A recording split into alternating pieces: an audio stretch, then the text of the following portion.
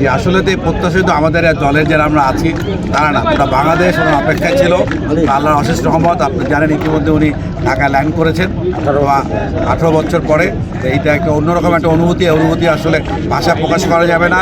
আমরা মনে হয় গত 2 দিন ধরে মনে হয় কোনো ঘুম নাই, একটা অন্যরকম অনুভূতির মধ্যে আমরা আছি। আর লোক সংখ্যা তো আসলে অনেক এসেছে, আমরা 3 লঞ্চে এসেছি, আমরা বাসে এসেছি, গাড়িতে এসেছে। তো ওটা সবচেয়ে বড় জিনিস হলো যে অনেক ষড়যন্ত্র ছিল, কিন্তু আল্লাহর অশেষ রহমতে উনি ল্যান্ড আসতে পেরেছেন, এই যে শুকুর আলহামদুলিল্লাহ। এবং আমরা আশা করি ইনশাআল্লাহ উনি যখন সকল ষড়যন্ত্র ভেদ করে বাংলাদেশে অবতরণ করেছেন এবং আমাদের যে নির্বাচন প্রতিহত করার জন্য যে ষড়যন্ত্র চলছে সেটা ইনশাআল্লাহ কেউ আর ধরে রাখতে পারবে না। ইনশাআল্লাহ নির্বাচন সঠিক সময় হবে এবং আমাদের জনগণ সঠিক সিদ্ধান্ত নিয়ে ধানের শেষে ভোট দিয়ে ইনশাআল্লাহ আগামীতে আমাদের দলকে ক্ষমতায় আনবে। মহাকাব্যের মহানায়ক আজকে আমাদের মাঝে আসতেছে।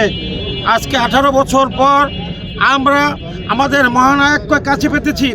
আজকে আপনারা জানেন তারেক রহমানের আগমন উপলক্ষে শুধুমাত্র পিরোজপুর 2-এর কাউখালী, ভান্ডারিয়া, নেচারাবাদ উপজেলার নয়, সারা বাংলাদেশের লক্ষ কোটি গণতান্ত্রিক জনতা আজকে অধীর আগ্রহ অপেক্ষা রয়েছে।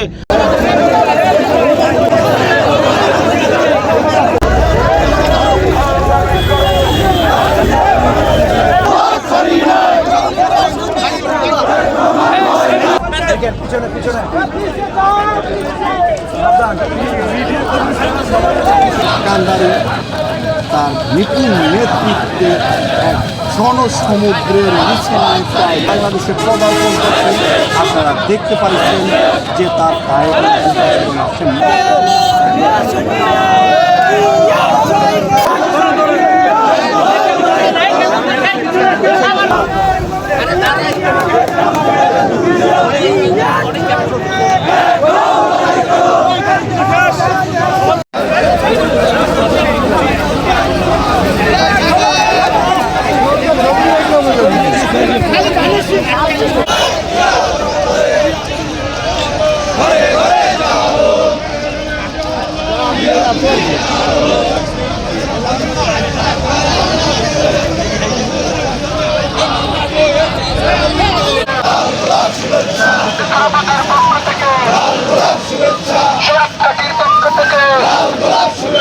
তার ভ্রমণের আগমন